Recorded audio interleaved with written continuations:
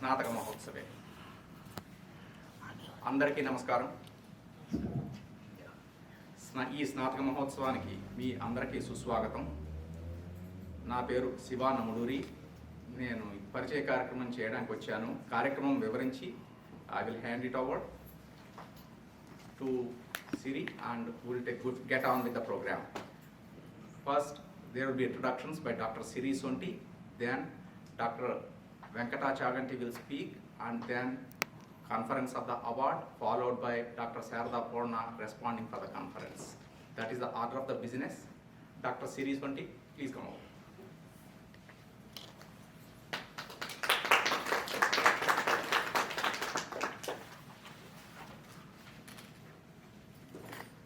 Om Shri Sarada Namaha. It is my esteemed pleasure and honor to be the one to respect, venerate, and introduce such esteemed scholars of our scientific and philosophic tradition this afternoon, particularly being the firstborn of today's first convokee. First, let me introduce Sri Venkata Ramana Chaganti Garu, who is himself a Vedic scholar. He is a physicist, and he has explained the scientific principles of the Vedas through the lens of modern science. A very, very prominent and effortful undertaking. He holds a bachelor's in engineering from Osmania University in Hyderabad, as well as an MS from the University of Texas at El Paso, and a PhD in physics from Georgia State University, USA. He conducted research on quantum structures such as quantum dots, graphene, and he also served as a physics professor in the United States for over 11 years.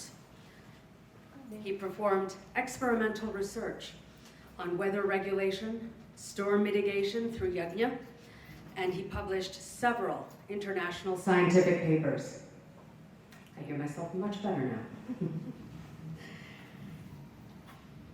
Through over 2,000 YouTube lectures on the Vedas, the Upanishads, and epics, he has inspired more than 46,000 subscribers worldwide, and he currently serves as the president and Pradhanacharya of the University of Applied Vedic Sciences, which is a leading global research-oriented educational program that bridges Vedic knowledge with modern science. At this juncture, I invite Padma Shri, Sri Siramadosu Venkatarama, artist extraordinaire and venerated scholar himself, to please acknowledge and receive our guest today.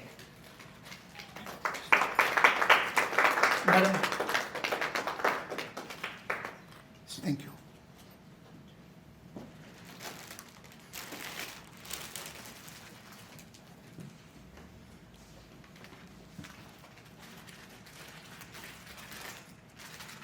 Oh, excuse me, sir. Please come here. Madam, please go closer.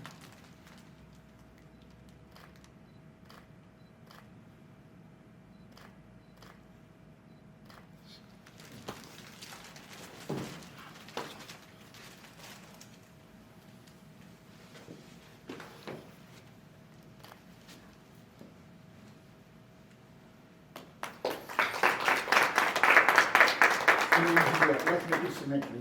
Okay. Madam, please come. Okay. This is okay?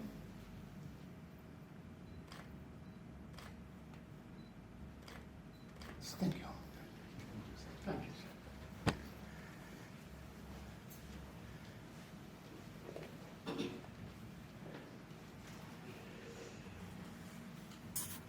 The introduction now will be for the University of Applied Vedic Sciences itself, the UAVS.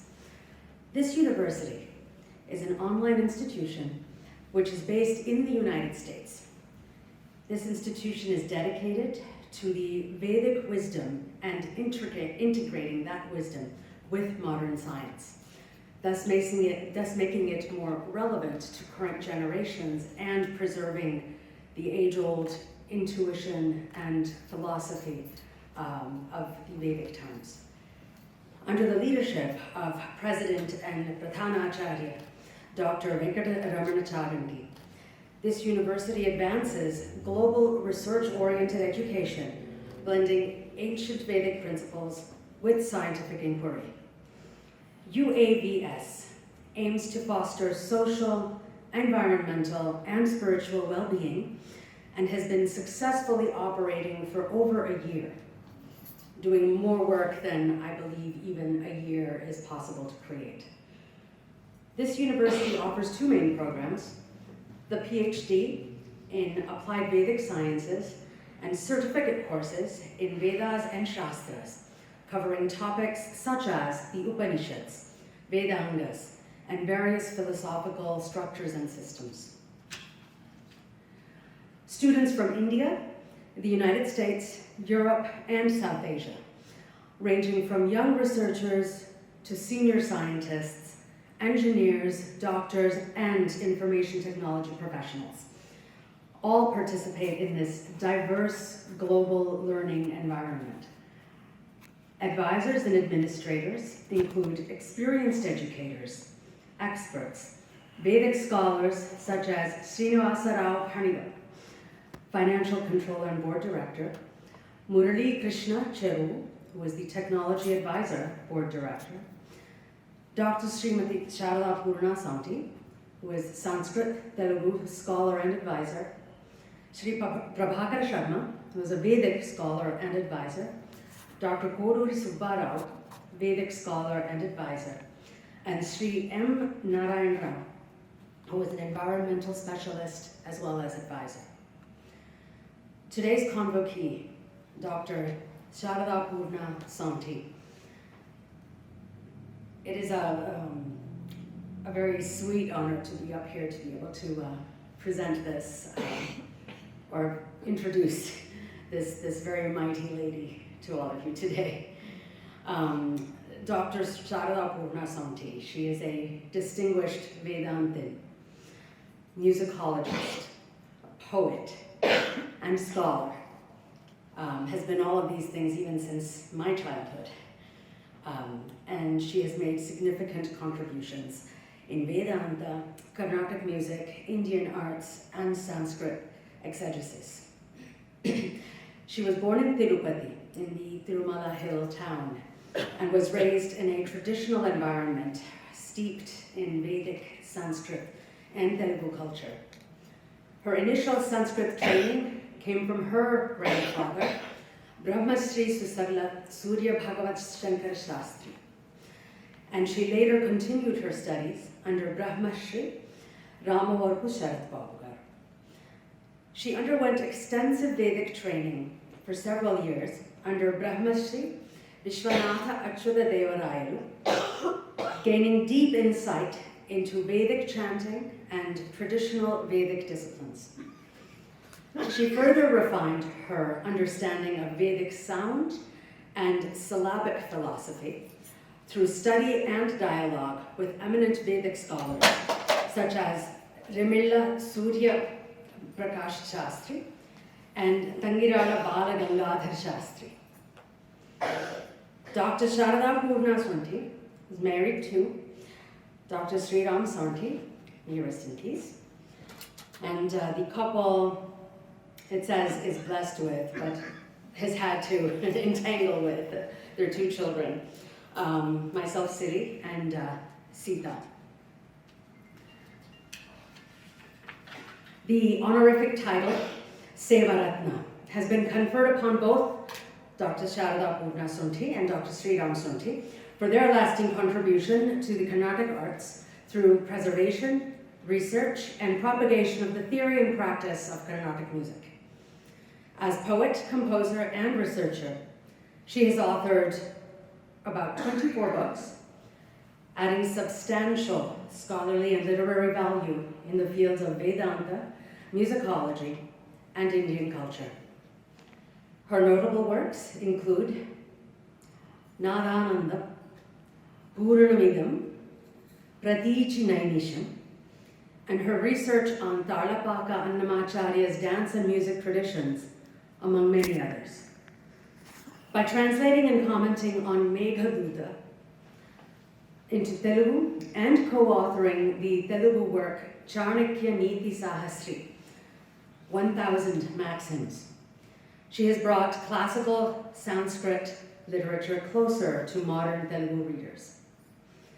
Although through her pioneering research, titled Aksharapadiyam, on the concept of the unitary sound syllable, she studies the relationship between syllable and sound in Vedic mantras and their psychophysical impact from a scientific perspective.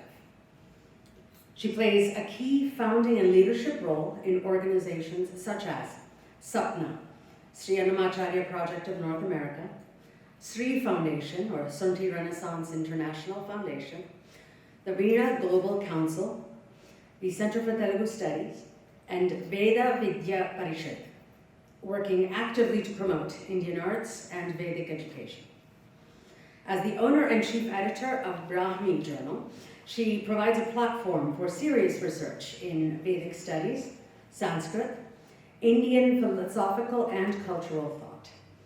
Her work has been recognized through several honors, including Top 10 Living Telugu Legends, Top 15 Women of Excellence in 2018, Women of Interfaith in 2018, the Sadhguru Shivananda Swami Award, and multiple Lifetime Achievement Awards from organizations such as TANA, ATA, CTA, SVST, and the Hindu Temple of Greater Chicago, HTGC.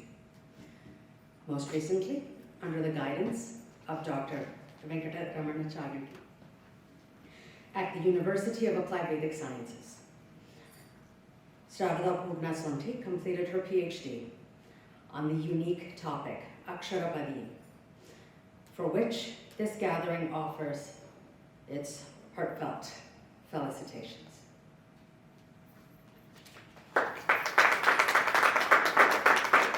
With that, I invite Sri. You got it. Please.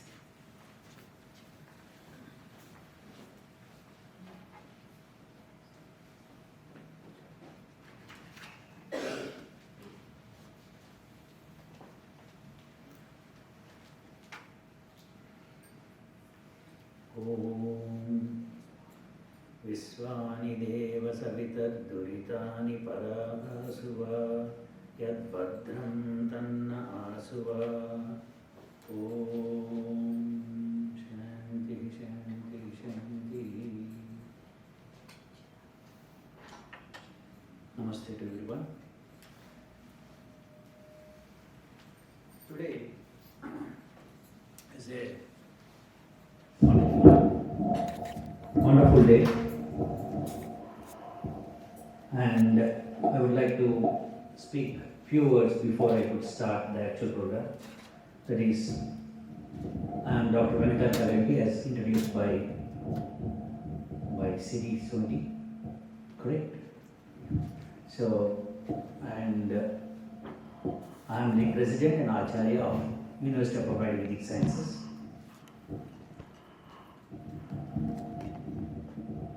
We have two programs, certification program and PhD program. Is that okay? Yeah. Yeah. All right. Yeah, that's fantastic. So, someone was asking me just before I could start that did Rigveda come first or Yajurveda, Samveda? So this mantra which is there, it has all the four: Ruja, Sama, Atharvana, and Yajur. The Chandamshi is Atharvana. So all the four Vedas have come at one instant of time. there's no second instant. As Westerners have coined it as the, Rig Veda has come first, then Yajurveda. No. All the four Vedas at one instant to four rishis. No questions about it.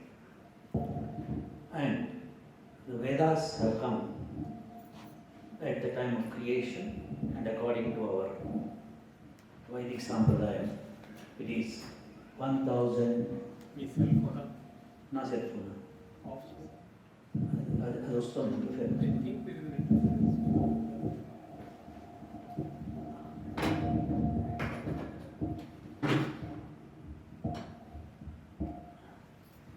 You want that I should switch off? Okay.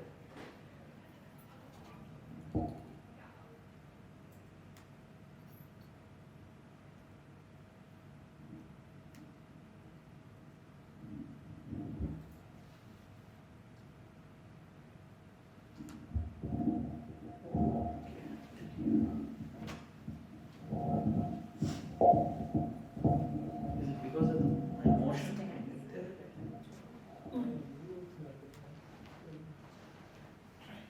Hello?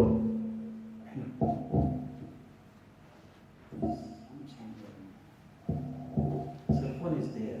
So it's okay, otherwise without this I can speak if you can hear it.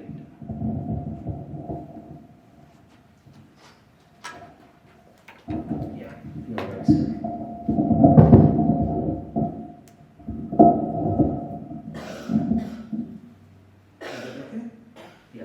Sorry about that.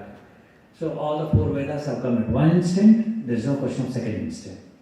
Four rishis, so Rig Veda for Agni, Yajurveda for Surya, then Samaveda for Surya, Yajurveda for Vayu, and Atharvana Veda for Angirasa. The four rishis, and it is established, very well established. This is Veda Mantra. Alright. Now, many of us have a clear doubt that did Vedas come from God? That's a big story. Yes, they have come. No questions about it. We can prove it as time passes. And Vedas have come about 1.97 billion years ago. So that proof I have given a long time back. I'll give here itself. The earth was formed about 1.97 billion years ago, and that time the Srishti has come into play. So four rishis were given the Vedas that time. So about roughly 2 billion years. What proof do we have is the question. So that not many things are there. That I will explain at the ending. At present, we are from 2023 November, we have got recognition. We started the university. Now, Dr. Sarada Purna Sonty, she is receiving the PhD, but 5 years are minimum requirement for PhD. So questions generally arise to you that then it's only 2 years. How is she eligible for that? Yeah, it's a very simple thing.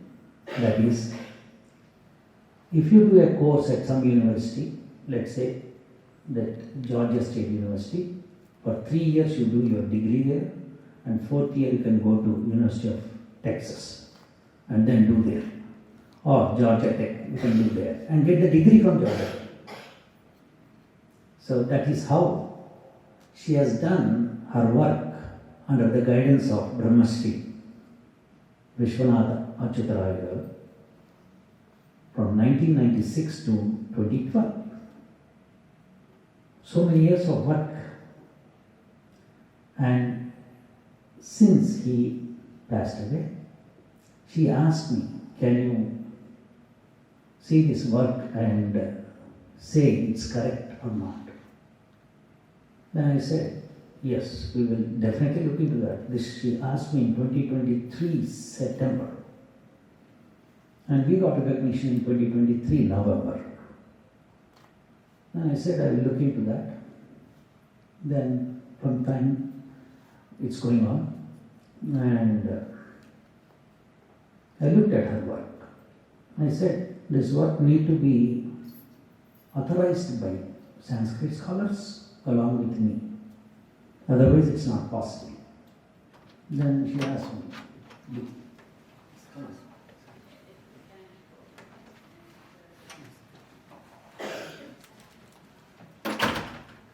so she asked me, how you want to do that?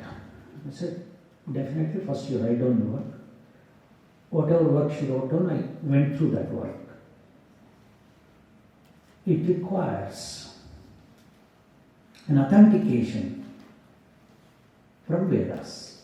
When you are talking about Vedas, you require an authentication. I started saying that Vedas, 4 Vedas are given at one instant of time. That proof is that mantra. That proof is that mantra. Therefore, it's understood that 4 Vedas have come at one instant of time.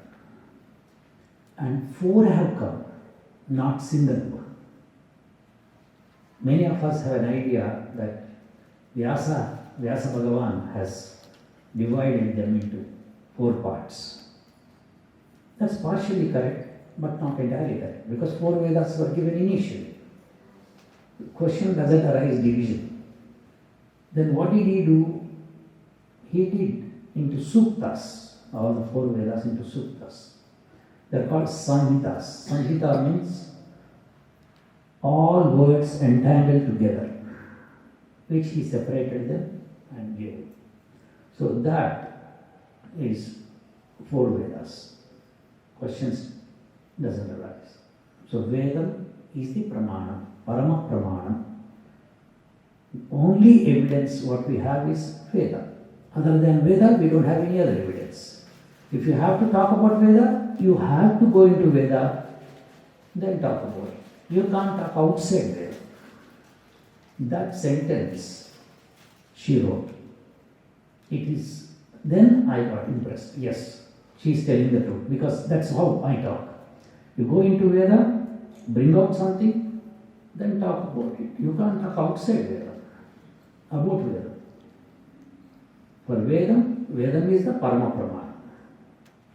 There is no other Pramana. No. You can give a statement. See, I can give a statement to you that I traveled by a rocket from Atlanta to here. I can say just one word. But you will not believe, because rockets are not there from Atlanta to here. You definitely deny that. But I have to prove that. I have to travel that. So whatever sentence I say, I got to give an evidence for it. Evidence from Vedas. We are talking about Vedas. Then you have to give evidence from Vedas. So the first part is, she has done about 16 years of work under Brahmasri, Vishwanatha Achyutaraya. And then that work she followed it. That's why she is getting first. Yes, she is eligible, but we'll make it more eligible. Whenever she says something, I said, whatever you say, if Veda says the same thing, I accept. Otherwise, no acceptance. Then she wrote so many chapters. I have gone through meticulously, word by word. Then I said, okay, we will authenticate this one with the help of Veda mantras. Then I have chosen 10 students from my institution who are undergoing training, and I asked them to match these sentences to Veda mantras. Then they selected Veda mantras. They gave a meaning, which are exactly what she was saying. Then I said, the second step is over. Now there is a final step. Whatever she wrote, whatever Vedic mantras we have taken, whatever explanation we have given, should be further authenticated by Sanskrit scholars who are in this field. Then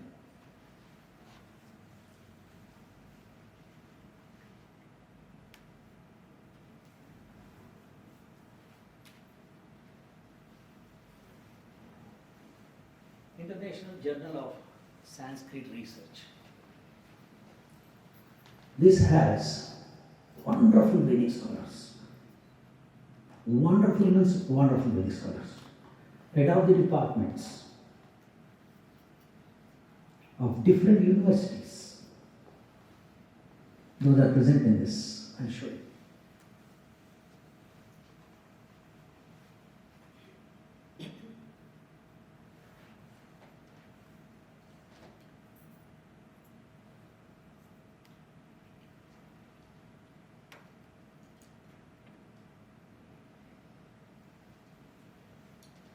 You can see their names, their qualifications.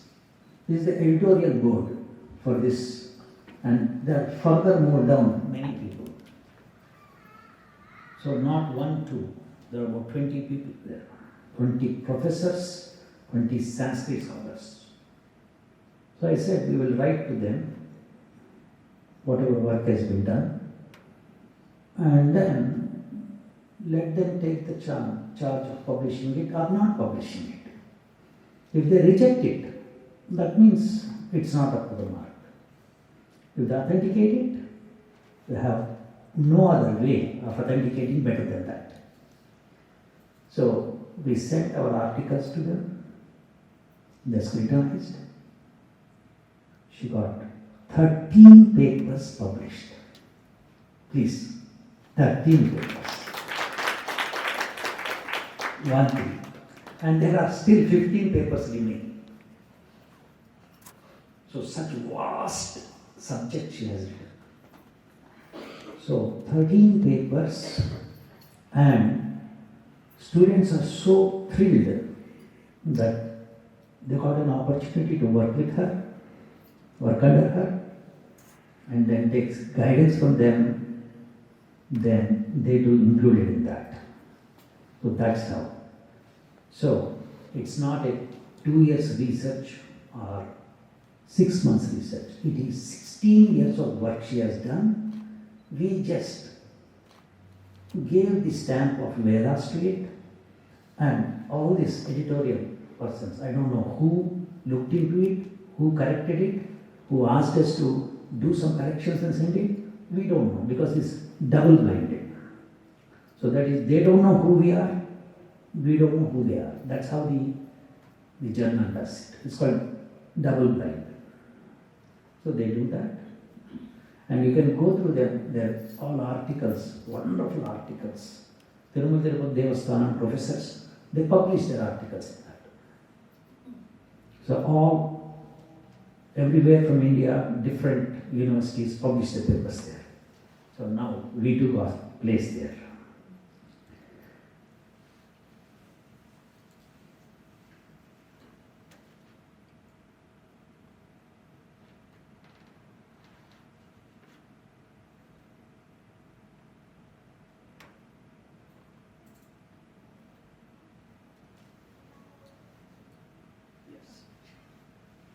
So that is how we are today standing here to explain. Now, university has no necessity to come to a student and give the degree. Ruled out. No university does it. But here we are doing it because the condition what she is under, number one. Number two, that she has already a doctorate and she is capable of dealing with that. And I want that she stayed here for about 50 years and she knows many people. All of you should know this work is an extraordinary work which you all to grasp it is so difficult, is very difficult. The name says Akshara Padiyam. What does it mean and how does it come into contact? So what's the meaning of that? Let's see. Okay.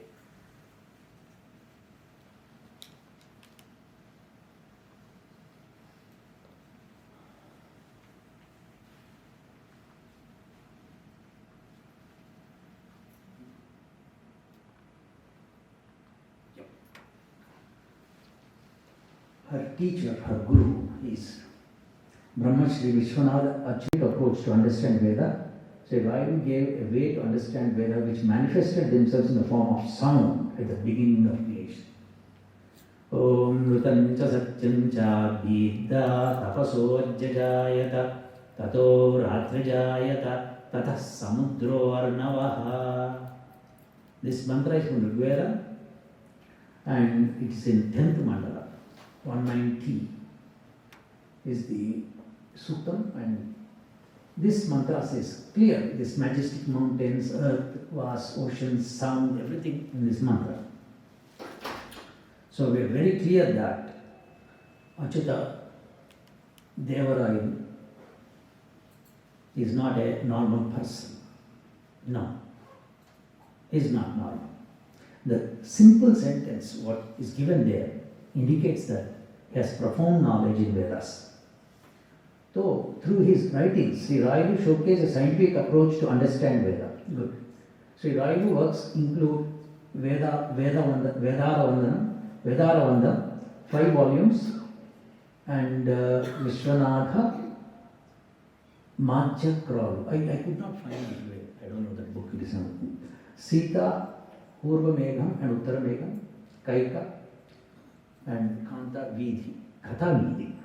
Numerous essays, critics, and presented his findings in various international conferences. Yes, we'll see. He is our Guru. Brahma Shri Vishwanatha Achyut.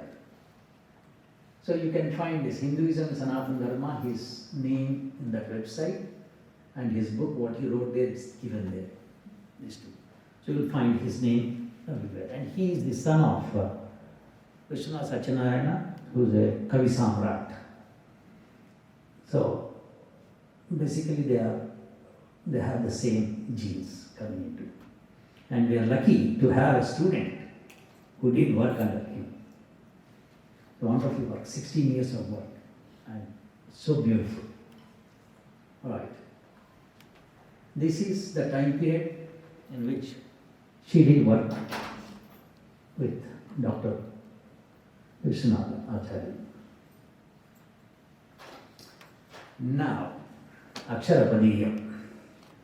So, this both board of directors have signed after have given them consent to do that, and now I have to sign. Before I sign, it is her duty to present to the scholars. She already presented that it has been published in the journals. So that authentication has been done. But still, to an audience, you have to give a presentation. She is supposed to give, but time did not help her, so I have to. That's why I'm here. And it is her city, and all people, you all are her friends, family. So it will be nice to know a beautiful, wonderful research work. I'll try to minimize and present it to you.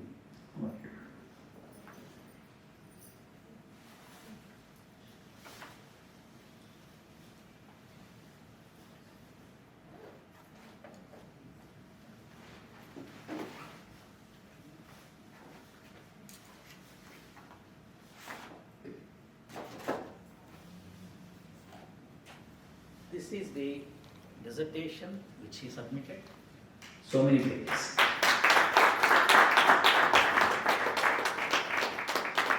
And this is so small actually. What she wrote, when we expand, it goes into 4,000 pages. We cut down, and then kept it. These are published in journal.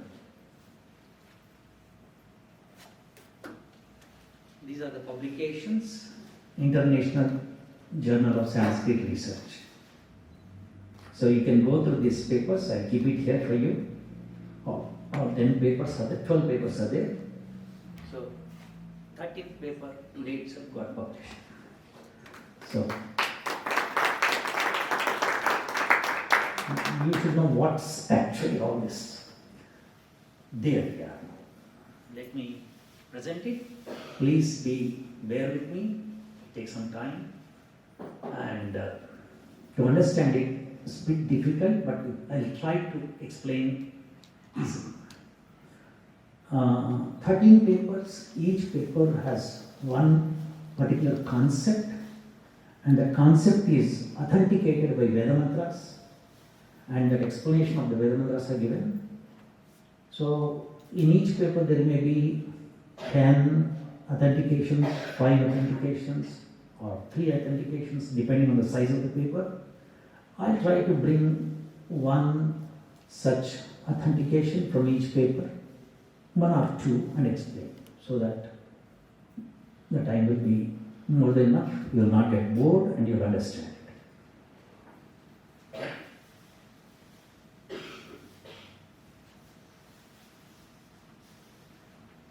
Okay. Dissertation submitted in partial fulfillment of the requirements of the degree of Doctor of Philosophy. So, this is partial fulfillment. What is the total fulfillment? Her subject, what she learned from her teacher, guru, that portion and this portion put together as total fulfillment. Okay. First, I'll talk about the abstract of the entire picture, like so far the 12 papers which are published. For that, the abstract I'll talk about. And each chapter, first one is the form of Vedakshara, Akshara Swarupa. That was the first paper. Second one, Uchcharana, pronunciation. Then Vedakshara Yajna, Vedakshara Nirmana, Veda Shastrani, Kalpa Shastra, Indriya Devata, Avadharana, Ukha Mantraha, Ukhagnihi, Mantra Pushpam, Evam Veda, then Vaidika Pataha, the Vedic path, then Vaidika Swarupasya Prayojanam, then Chinuti, Vaidika Shastra Darshana, Vagyajna. That's printing mistake. Okay, these are the things, and then references, how many mantras we have taken, then her thanks to the students who have participated in this program. Since she is a doctorate, she is eligible for having some research scholars under her, so I gave her some 10 students who worked with her. Alright. This is the abstract for the entire Vedakshara. This is the abstract, Akshara Padiyam. For that, this is the abstract. So if you can understand this, that means you understood everything, what she wants to do. Let me read it. Akshara Padiyam traditionally refers to a treatise of section that analyzes letters. Here, letters is a very poor word, but in English we don't have any other word. So it's Vedakshara actually. So Aksharas and words, padas, detailing their meanings, phonetics and grammatical usage. Broadly, it can be understood as follows. Number 1, Akshara, the individual letter, which you all know it, which in Vedic tradition possesses independent potency and significance. This is very important. Each Akshara has independent potency. Really? How many Aksharas are there totally in Veda? There are about 63. So, the swaras, or Achulu we call in Telugu, they are about 22. How come? Yeah. We say a,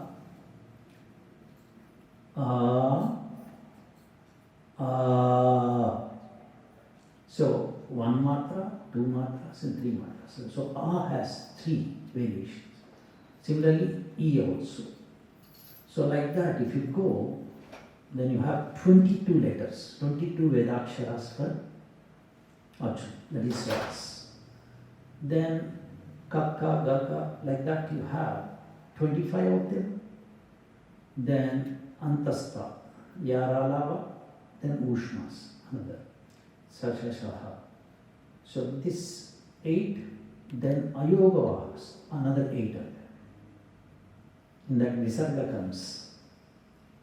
So total put together is 63. But some Vedic scholars feel there are 64. One more should be there and they added it, but we don't take it. Even though we say it, because it's not there. Alright, so these are the Vedaksharas. Good. So each letter is independent, that it has its own meaning. Do you believe that? Can you believe A has a meaning, B has a meaning, C has a meaning? Can we believe that? Can you? How do you realize that point? Each letter, can it have an independent meaning? It cannot have, but she says it has. So that's a great thing, correct? So now I have to make sure that what she says is right or wrong. I have to justify. Now you tell me, do you contest this point? Each akshara has its own independent meaning. And with that, everything is formed in this world. That is pada. Words are formed with aksharas having meanings together. Do you believe that? That's a very critical point. So I have to now, as a guide to her, I have to satisfy you saying yes. It is. Always remember, we go by Rishi Parampara. Whatever rishis have devised from ancient times, we take them into consideration. So they tell only from Vedas. If Veda doesn't say, they don't say. If Veda says, we say yes. Now tell me, how come these have independent meanings? How to really prove that point? Very simple, which you all know it. I'll take one example, you'll understand that.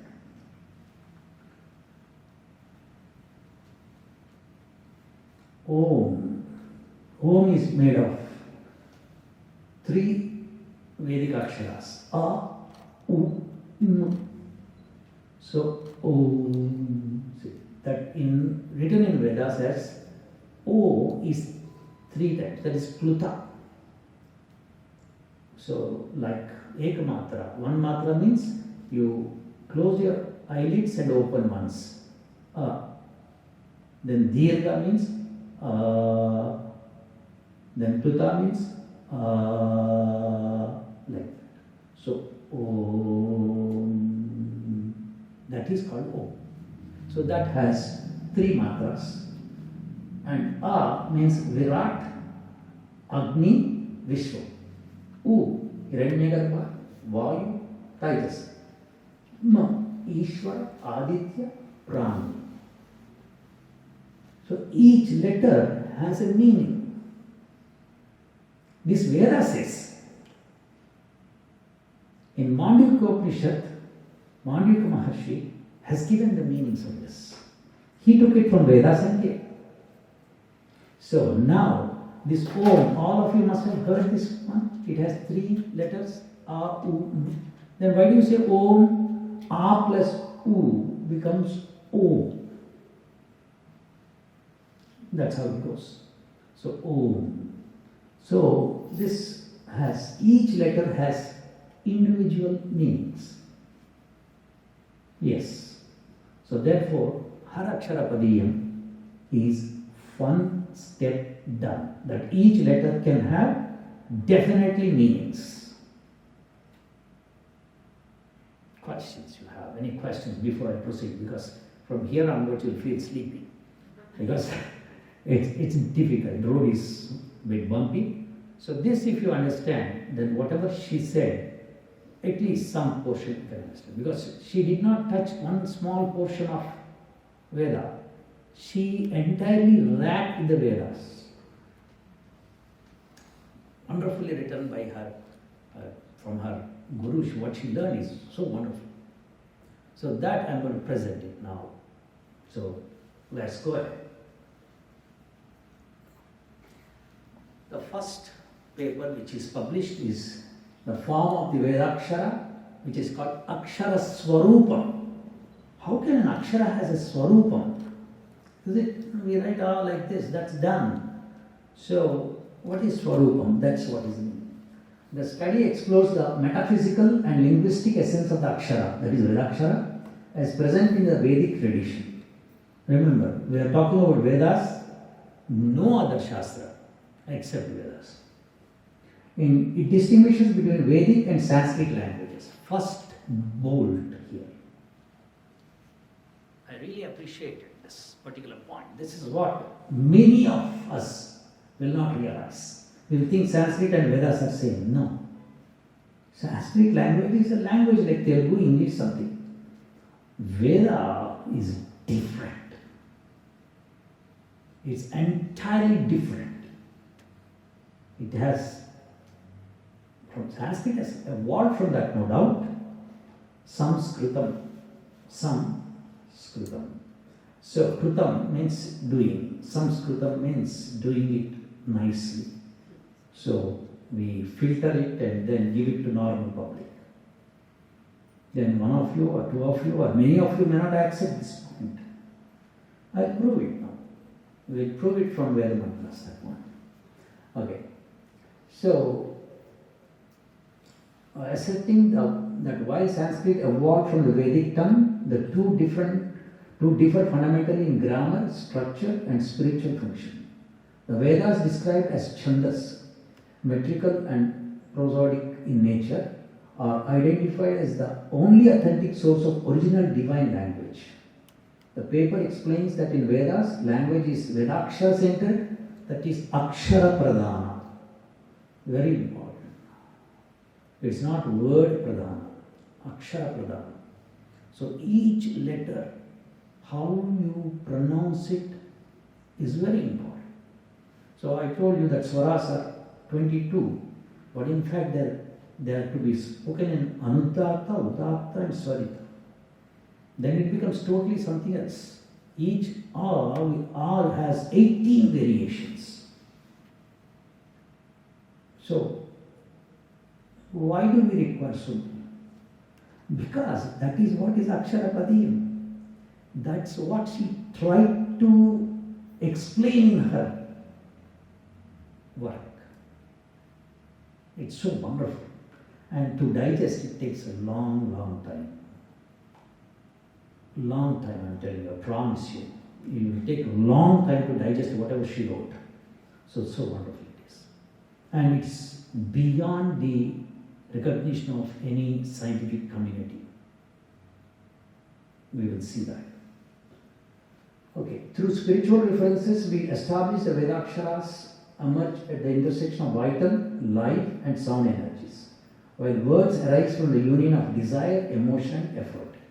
This is where she clarified the thing.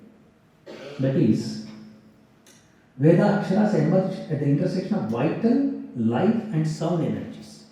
Vedaksharas, whatever Aksharas are there in Vedas, they are from these three. Whereas, other words from the union of desire, emotion and effort. So whatever I am talking now is out of desire, emotion and effort. Thus the Akshara embodies the inner vital consciousness of beings, while words express external sensory experiences. That's the difference. So she is talking about inner one completely. You can't understand by normal words. You can't understand. Promise you. It's really challenging to understand the Akshara Padiyam. Akshara Padiyam is a challenge to scientists, challenge to Sanskrit scholars. Because what we are talking, however we talk in Sanskrit, no use. Akshara Padiyam is entirely a different world. We'll prove it with the help of Veda mantras. So, thus the Akshara embodies the inner vital consciousness of beings, while words express external sensory experiences. The analysis concludes that Akshara represents the metaphysical principle sustaining life and consciousness, whereas words and sounds manifest human knowledge and emotional expression. So, emotion is there that means Vedam is not there. You got to understand Vedam? No emotions, no desires. Perfectly clear. She made it very clear in her essay of about 20 pages. This one. So anyhow, so let's see. We have to prove this one. So let me prove one.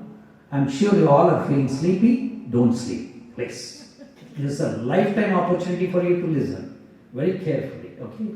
So I'll take a picture of all of you once. Give me a chance.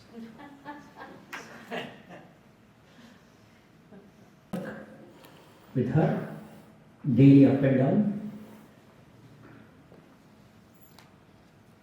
Mitro navaksharena trivrit stoma mutagayat tamujjesham. This is from Yajurveda, 933. So, it is a long mantra, is there? But first sentence, if you take that first sentence, it's more than enough.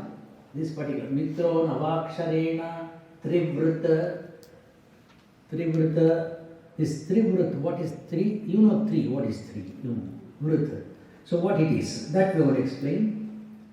So, it's in Telugu, I don't know, some of you do not know. So, I just put it in this way. So, I'll put it in English also. Mitra means Mitru, Navaksharena.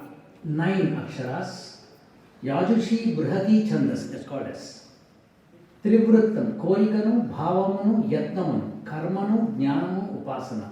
So whatever she wrote, this mantra authenticates it. Yes, with that only the aksharas come out, otherwise not. Before this there are some mantras, after this there are some mantras, but this mantra sentence authenticates it. So here, essence of Yajurveda, Mitra. Mitra with 9 Vedaksharas in the Yajushi Brihati meter generated desires, thought, effort and praise and obtained them in the most excellent form. The wonderful point here is, which you got to know, Agni Ekaksharena. Agni with 1 akshara causes the prana to come out. With 1 aksharam, Agni causes prana to come out. Not only to come out, it occupies the prana in an excellent form. So wherever prana is there Agni is there. So that Veda mantra says, and she wrote such things in her research. So in this first paper, this wonderful point, it shows that Mitra. What is Mitra? When it said Mitra and Varuna, that means Prana Apana. Only Mitra when it says, it is different. So, she gave this meaning and it's appropriate according to the mantra. So we have proved one point. That point is that word. This one. The birth of a word occurs where desire, feeling and effort converge. That's what is in this Mitra with the 9 Vedaksharas. Desire, thought and effort. And praise. So, and obtain them in the most excellent form. So, authentication of what she wrote is done with the help of Veda mantra. So, that is how a paper will get published. Just not she wrote something, no. She didn't write for just for 2 years. She wrote for 16 years. 16 long and dedicated years she has done. Otherwise this work cannot come out. Not possible. And the work is so wonderful. So let me go ahead. So second point we are taking. The Veda Samhitas are the only authoritative texts of the Vedic language. There is no second scripture. So, at the beginning, I showed you that there are only 4 Vedas and Veda mantra is there. So, only those 4 Vedas are the authoritative texts of Vedic language. Of Vedic language, very important. It's not language, it's Vedic language. There is no second scripture. That if you take something like Puranam or something, it's not. No way. No, it's not. Only the Vedic test. So for that we require a proof. There are many mantras. The first mantra which I have shown you there on our website, that itself is a proof. But I give you another proof. This one. In this mantra, this is in Devanagari Lipi here for you, and for Telugu speaking people it is here. Devata is Indraha, Rishi Agastya. Karo, here the word Karo comes. It is from Karu. Karo is Panchami Vibhakti. That is from. So Karo means Bhagavantu, means from the God. Karu means who is Vishwakarma is called Karu. She wrote very clearly, Ka means what, Ra means what, U means what. If you put all those things together, it becomes God. And Vedam says it's God. So from God, Yam, Gihi, walk. Gihi means walk. Wherever in Veda you get walk, that is not speech. Because in English there is no translation, we might write a speech, but it is Vedam. Vacham Kalyani means Vedam. Saraswati, walk, Vedam. Saraswati is Vedam, walk is Vedam, Gihi is Vedam. All these things are Vedam. There is no other meaning. And from that we got Vidyam Panduchunnam. We are getting, we are acquiring from God. So if you are getting Vedam, that means from God, nobody else. No one else. Even if I teach you the mantra and its meaning, you won't understand. You have to get it from God again. You have to, because that meaning comes to you. That's what we're going to prove in this. So words and aksharas have different meanings. Anyhow, so the essence of this mantra is here. The Veda Samhita coming from the Lord, Bhagavan, contains the speech, here speech means Veda, of the one worthy of worship, that is of the Maruts, and of the one who is venerable, means who can be Pujaniya, that is Indra. By desiring the praise of Indra, the Devata, the wind spreads it to us. We receive the desire of the wind from all directions. It comes so that we may shed our sins and attain the knowledge of truth. So, English translation is not that good, but I will explain it. So, until you shed your sins, you can't get there. So, today morning we were at the breakfast table, we were discussing. So, why can't we explain to the younger generation what is Veda?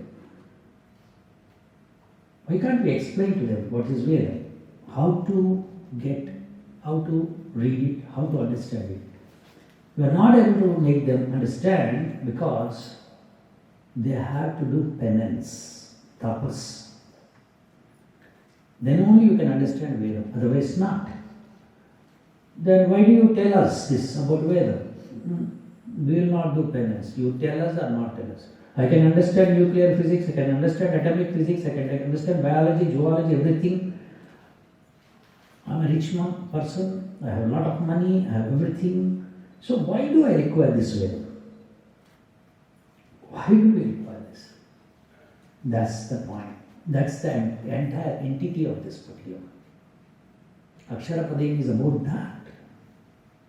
Why do you require Veda?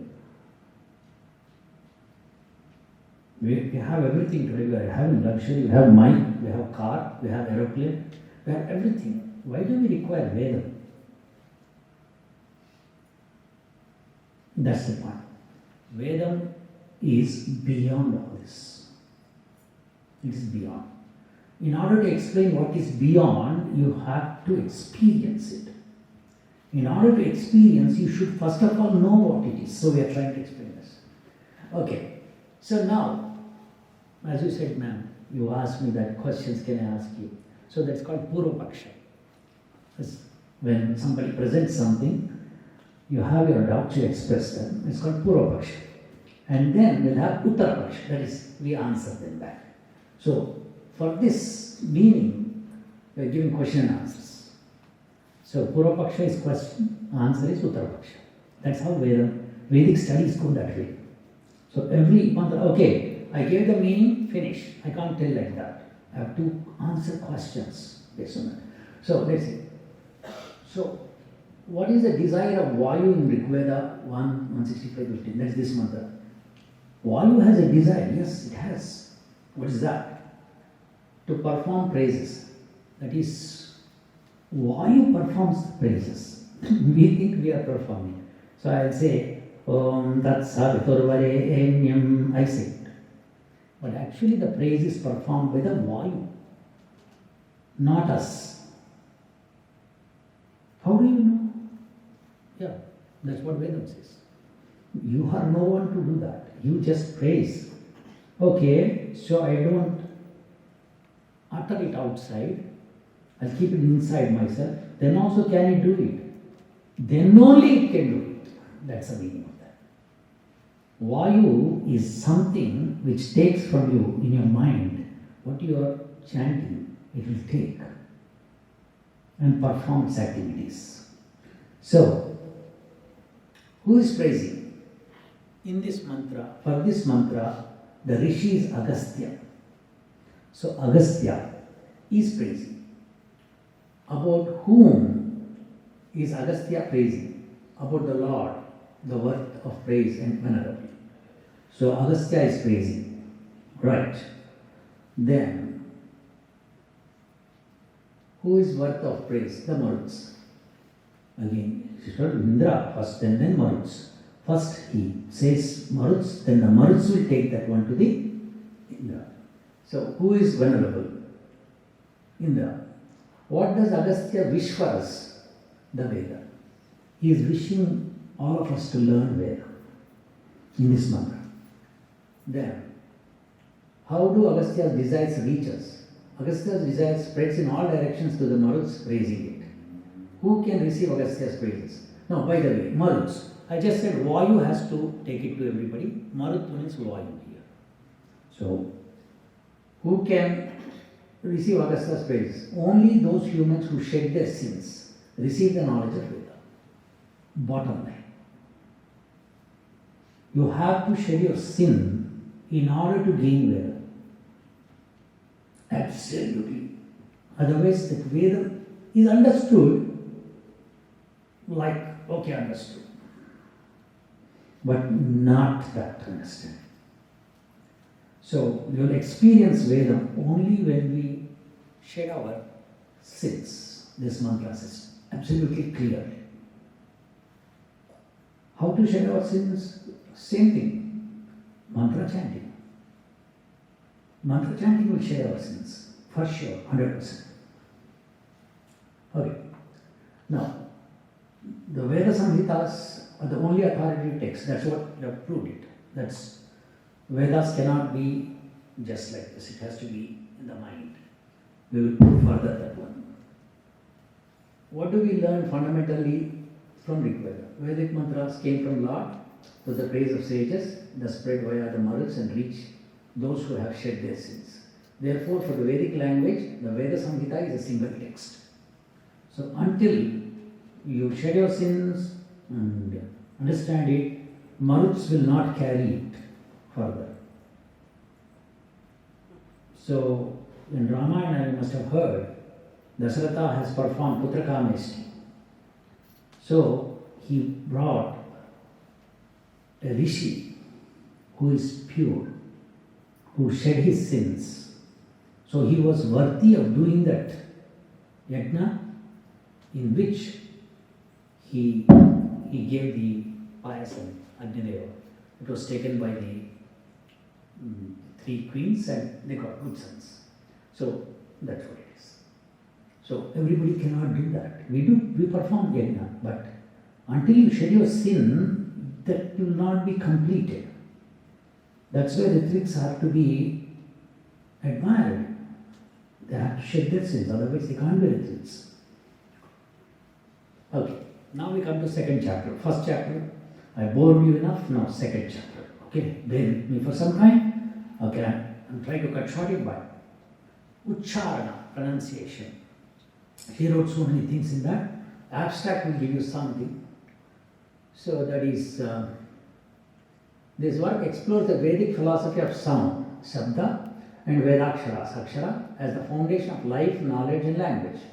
Each vowel and consonant represent a distinct energy of existence. A, E, U denote temporal powers, past, present, and future. Oh my God, what is this? A, E, U, do they represent past, present, and future? You know, to digest this topic is very difficult. So, when I say Agni, in that I is there, that means I is the past. Is it? Is the question. The question should arise first. Yes, it is. Yes, it is. Okay. So, denote the temporal powers. R and L embody vital breath. And groups of consonants correspond to the realms of action, imagination, and knowledge. So, the consonants start with K. So, previously in the mantra I was telling you Karu. Ka is action. So, who does action is Viswakarma. Ra is the Refa, it's called as. So, that is the Prana Shakti, which as she described it. Yes, it's true. So, Ukaram comes to the present. So, Karu, he is always in present. Bhagavan is always in present. He does action. Every time he does it.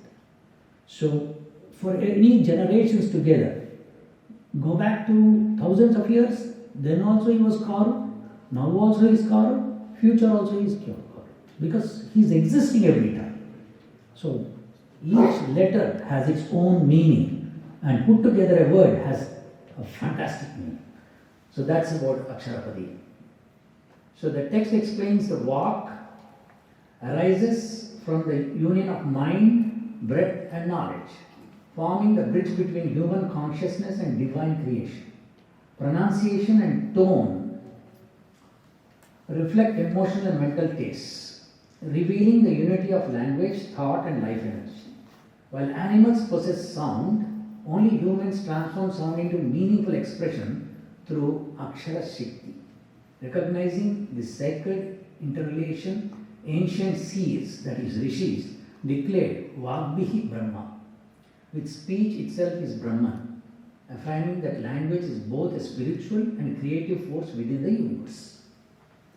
So, Vedic language, Veda is different from Sanskrit. Entirely, these two are different. So, in order to understand Vedic language, you have to read Aksharapadi. So, let's see. We have taken one important one. This is really, here doctors are there. So, please make sure that you understand this very well. Beautiful. The sounds R and L are natural cries of life that emerge at birth, expressing vital energy before the awareness of touch or sensory knowledge. Oh my God. Before touch and sensory knowledge. That is, when a child is born, before the child could realize touch and any sensory knowledge, which we talk about, that is uttered by the child. That's wonderful. Now the scientific community has to come forward to understand this point, which he wrote. It's so beautiful. Now, do they have a proof for this? We'll come to that point. So, when the child starts crying, she wrote it that the child utters then comes that is which we say and this we will prove one point. Comes. Okay, let's see that. At the moment when the great effort, the life force within living being, first moves outward and an exertion of breath subsides, and the cry momentarily ceases. When after swallowing a gulp of air, the crying begins anew. Then without any tactile contact, through vibration alone, the sounds ru and ru become manifest. The sounds ru and ru are life-bearing Vedaksharas. Remember, it is not a child from India, a child from Africa, a child from America. Any child has to utter this aksharas. That's for sure. Now let's take a proof of this from Veda. So this mantra is from Rig Veda 1 to 8. Mitra Varna, Devata, remember this is very important. Mitra Varna, Rishi, Madhuchanda, Chanda Gayatri, Swaraha Shadha. So in this, Devanagari Lipi is written here and here in Telugu. Ritena means with Satyam, with the truth. Okay, Satyam, truth is not truth. Truth, what we speak, okay, now the temperature is 49 degrees Fahrenheit. That's not what we are talking about. Truth is something eternal, that it does not change with time or place. That's truth. So that with the truth, Hrita Vridhau Brahma Samadhyam means with the help of Brahma, Samadhyam, the capacity, it Vruddhinundu, it becomes, it starts developing. Vritasprasa Dharmam Pondinchu, with Rutam is Dharma also here. Mitra Varunau, Mitra Varunu, Brihantam Vopadainadani, Kritam Yagnam, Asati, Vyaptam Lai Manvi. Here the meaning is that, I'll give in English, that's better. Here, listen. By the power of truth, the Devatas Mitra and Varuna, through the capacity, the creative potency of Brahman, obtain the strength of Dharma and thereby advance the great Yajna. Who are these Mitra and Varuna? I explained in the previous case, it is Prana Apana. Whenever Mitra Varuna comes, Prana Apana. What she wrote is, first the baby cries and then takes a gulp and then this R comes out. Then both Prana and Apana have been fulfilled. Then the cry comes. So any doctor here who's dealing with children can record. When a child is born, newly born child is there, record it. Record it. It becomes an international paper for you. This R comes out. Nobody in the world till now told Dr. Sarada Purna. Isn't it? Her teacher is so great, Vishwanath Achyutaraya. Wow! To get such a brilliant teacher who taught her and she wrote it. Such a nice thing. Wonderful. So, this about that. And see here, this, thereby advancing the great yajna of the life. Okay. Because the mantras before and after we have to go across. Okay, question and answers. Right, see. What is Satya? The Vedaksharas are Satya. Through the Veda, what is bestowed? Dharma. By what does Dharma grow or flourish? Through the power of Brahman. Who through Satya bestowed Dharma? Mitra and Varuna. Without Prana and Apana, it's not possible to establish Dharma. That's why Prana Apana should be balanced. That's why we do Pranayama. When we do Pranayama, we will get Dharma. So, you can explain next generation. So, how do we get benefit from Veda? Do Pranayama. Veda says do Pranayama. When you do Pranayama, your mind is like gold kept in fire, where the dirt goes out and clean gold comes out. So, when you do Pranayama, the dirt in the mind starts shedding. That means you're shedding your sins. So then you start getting your beautiful mind back. So that's the point here. So, alright. What do Mitra and Varuna pervade? The yajna, the life-sustaining yajna. What is yajna? The creation, maintenance and destruction. This is life. Alright. Let's go to the sounds of Ru and Ru. that's what we said. According to this mantra, with what is Rita, actually Rita, connected, cosmic order, with the Prana and Apana life breaths. Without Prana and Apana, there is no use of this universe, neither to God nor to us. You don't have Prana and Apana within you, no use. Even God cannot do anything. He provides Prana and Apana for you to realize that. So, with whose help do Prana and Apana extend to Dharma Sankalpa? With the help of Vrita.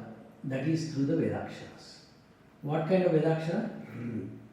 Since it relates to Prana and Apana, it is a Prana Akshara, a Vedakshara of life. So that's the conclusion. Now, third chapter, Vedakshara Yajna. Oh my God.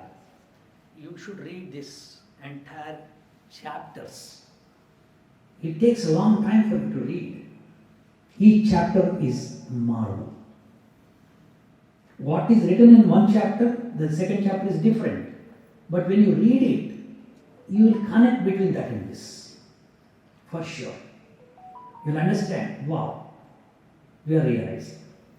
So like that, each and every chapter is beautiful.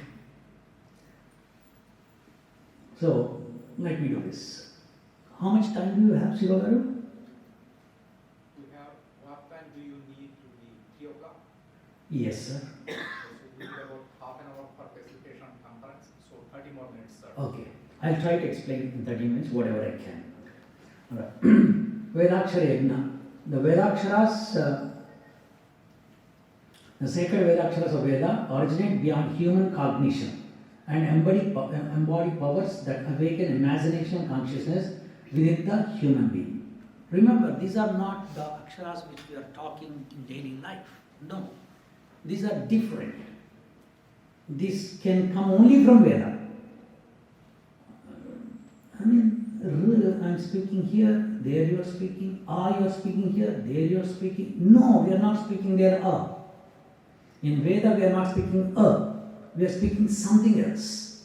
When you speak it in Veda, that is when your mind starts speaking, you will realize you are speaking something else. Beautiful it is. If you utter the sound, when it comes into the world, it's a different story than what is there in your mind. So, in the world, you can't explain beyond that. Alright. Embody powers, okay.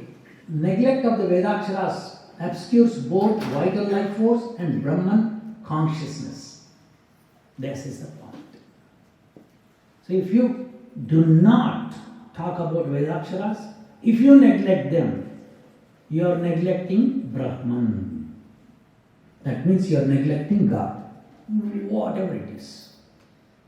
You are not going to get God. I mean, you don't get the essence of the universe. You don't get the essence of your life. No way. Your life essence is entirely different story than growing, studying, doing a job, marrying, getting fame, name. Everything is different story than this. Getting Brahman is different. It's different. Believe me, it's different. Om Srischcha Te Lakshmischcha Patnyau Ahoratre Parsve Nakshatrani Rupamasvinau Vyattam.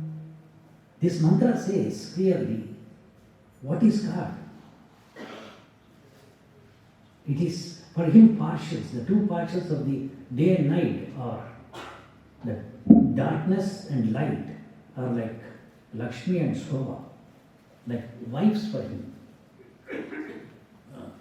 If you take like that, then Vishnumurti will come and Lakshmi and Padmavati will come there. That's not the meaning of that. The meaning of that is very simple. That in this entire universe, 50% is darkness, 50% is light. You prove it. Disprove it. You can't. In the entire universe, light and darkness are 50-50%. Ahoratre parsve. Ahoratras are parsa. That is, one side is this, one side is that. Is it not a beautiful explanation of God? To realize that, you have to go in the night sky, see the entire sky, and realize that. And that feeling is entirely different. So, here we come. The Vedaksharas generate vibrations that animate mind and subtle body. Their manifestation depends on prajna, the life, breath, and two divine forces, pranagni, sustaining consciousness, and vagagni. So, pranagni and vagagni, this is what she is going to talk about, coordinate flow of breath and organ speech. The Veda is neither a linguistic nor logical. Okay. Rather, it reveals cosmic and human energies actualized through disciplined study and sound. The Vedaksharas thus contribute living sounds that transmit Brahman consciousness, stimulate inner cognition, and sustain human life. So that's about Vedaksharas. Let's take a proof. So without Vedakshara, can't we realize Brahman? Did Veda say like that? It said, otherwise I would have not stood here. She wrote this, and my students took Veda Mantra to prove it with her help. So let's see this. The neglect of life giving Vedakshara. The Vedakshara is Brahman, hence in turning away from Vedakshara, we are in truth turning away from Brahman himself. The Veda has manifested in order to deliver us from such weakness and intellectual blindness and to restore us from once again to the contemplation of the Brahman consciousness. So what Veda wants to say is, without this Vedam, you cannot realize me. So without Vedam, you cannot realize what is God. No way. Bottom line. So did Veda say like that? Or you are writing like that? Is the question. Yes, Veda said. That's it. This Rigveda 1:25-7. So in this mantra, Vedayo Veenam. So what is this? This mantra has some different words. Let me separate them here. Yaha means everything, whoever it is. Samudriyaha. Samudram means Akasha. Akasa Sambandhiya is called as Samudriyaha. Whatever relation you have with Akasa, whoever has that relation, whatever it has relation. Veena, Viharanchu means whichever is flying on in that Akasa, going in that Akasa. Okay. Patatam means which go up and down. Like this. That's called patatam. Navaha. You all understand what is Nava. Navaha. So, Sabdamulu like a Vanulu means those are the sounds or Vani. What is this Nava becoming Vani all of a sudden? Let's see.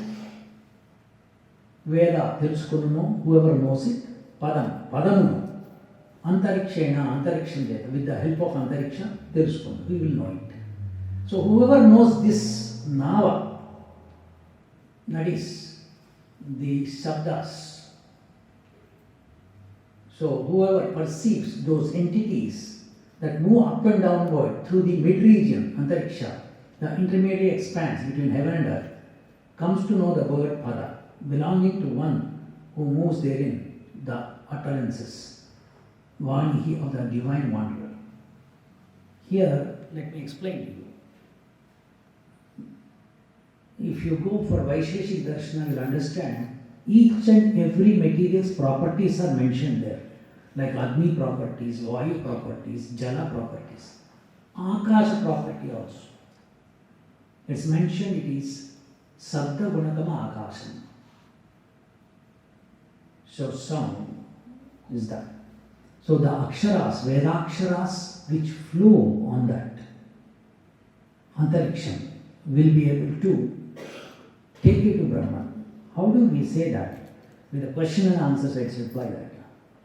Okay. In this mantra, what does the term pada signify? Pada signifies moksha, liberation. That means you are knowing God. Padamantariksham. What is moksha? Moksha is jnana, knowledge. Until you have knowledge, you don't get moksha. And knowledge cannot come without Veda. Very simple. So, I am an aeronautical engineer. Don't I have knowledge? Yes, you have knowledge. But that's not the knowledge we are talking about. We are talking about Brahman. So, Brahman is a different knowledge totally. Totally different knowledge which cannot be uttered and learned. That's the meaning. Okay, let's see. Okay, moksha is jnana knowledge. The true knowledge is attained. One is liberated from ignorance and delivered from all forms of weakness. How is such knowledge obtained? It is obtained through understanding the navaha of the ocean. What then are these navaha? Navaha are those travelled the mid-region. Symbolically, they are Vedaksharas. What does a nava do? Nava takes from one shore to the other shore. So it takes these aksharas. Vedaksharas also take from ignorance to bliss.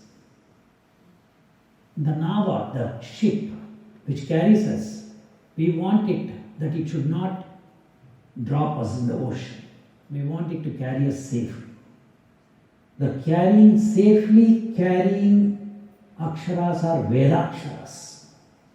Nothing else, that's the mantra. The mantra says Vedaksharas only can take you from ignorance to bliss. Nothing else. So those are navas there. Because they're akash sambandhi, antariksha sambandhi. They're samudriyaha. So just like this ocean, you travel with the help of a ship, you travel with the help of Vedaksharas. That's the proof of this. So, how can this interpretation be justified? The term Navaha refers to those voyage across the ocean carrying beings safely to the far shore. In similar manner, the Vedaksharas being the carriers of sound, which is inherent quality of Akshara, transport the mind across the ocean of worldly existence. Hence, the Vedaksharas themselves are the true boats. True now. That's the meaning of that. So, how do these Vedaksharas or boats protect us? Just as boats prevent us from sinking in the ocean, the Vedaksharas boats prevent the individual from sinking in the ocean of samsara. We are in samsara. 100% we are in samsara. So in order to realize Brahman, we have to take the help of Vedaksharas, then go ahead. That's it. Alright, so I think that should be good. Now, fourth chapter, Vedakshara Nirmana. Oh, how is this? How are these Vedaksharas, assembled? How are they? That's beautiful. So till now we are talking about Vedaksharas only. 3 chapters. Reading them will take a long time for you. Night time when you are not getting sleep, you start reading this. Definitely you will get sleep. Because to understand, to digest, it will take a long time. For sure. But once you understand, you really understood. Everything looks nothing. Only Vedaksharas will fill you. That's beautiful. So, let's see. The study examines the Vedic conception of language and sound, distinguishing the Chandasa Vedic tongue from the classical Sanskrit by its autonomous phonetic and metaphysical principles. In Vedic thought, each Vedakshara embodies intrinsic consciousness and creative potency. Through an analysis of Taittiriya Samhita, which he referred to, the terms Navalika, Sarpihi and Grita are interpreted as representing origination, motion and stabilization. The triadic stages of life, the Ayu. Then the transformation of sound within these mantras, especially the phonetic shift from Da to Ga, reveals a metaphysical movement from flux to stability. Grita thus signifies the embodied continuity of life, linking mortality to immortality by correlating phonetics, ritual, and ontology. The study concludes the Vedic speech, Vak, that is Vedic speech, we call it Vak, Vak means Veda, is not merely linguistic but cosmological, sound functioning as both the creative act and the vehicle of consciousness. So, whatever so far 3 chapters are done, this is a different chapter. So, we'll take one proof for this also. The Vedic language is the earliest known language from which Sanskrit later emerged. Method 1, reference 1. So, Sanskrit is not Veda. You know Sanskrit? You may know Vedam, you may not know Vedam. But you know Vedam, you need not to know Sanskrit. That's the point. So, Vedam is entirely a different story. So, can we learn Vedam without learning Sanskrit? When you are learning Vedam, you are learning Vedam. You are not learning Sanskrit. So, you are learning Vedam. That's a different story. So, can we learn Vedam without Sanskrit? Again, when you are learning Vedam, you are learning Vedam. You want to link it to Sanskrit is your headache, but it's not. Mantra tells us. Let's take a proof of this mantra. This has this is a Devanagari lipi here and Telugu. Chatvari Vak Parimana. So this mantra, Chatvari, means 4, Napumsaklinga is. So, Vak, this Vak is Veda. Chatvari, 4. Veda Padachedamanu Parimitam Chestu. That means it engulfs them into 4. That's it. Alright.